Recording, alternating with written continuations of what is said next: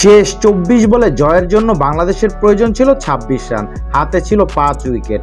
সাকিব আল হাসান, জাকির আলী তখনও উইকেটে ছিলেন। সেখান থেকে ১৩ রান তুলতেই ৪ উইকেট হারায় বাংলাদেশ। ফলে শেষ ওভারে জয়ের জন্য প্রয়োজন হয় ১২ রান, হাতে মাত্র ১ উইকেট।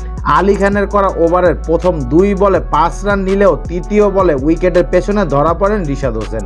তাতে ৬ রানের জয় পায় যুক্তরাষ্ট্র। এই জয়ে এক ম্যাচ হাতে রেখেই সিরিজ গড়ে তুলল স্বাগতিকরা। দুইবারে দেখায় টি-20তে অপরাজিত থাকলো তারা। টানা হারে এই সংস্করণে ১৭তম হারের লজ্জার রেকর্ডে স্পর্শ করেছে বাংলাদেশ। ১৬৮ টি-20 খেলে ৬৪ জয়ের বিপরীতে টাইগারদের হার ১০০ ম্যাচ।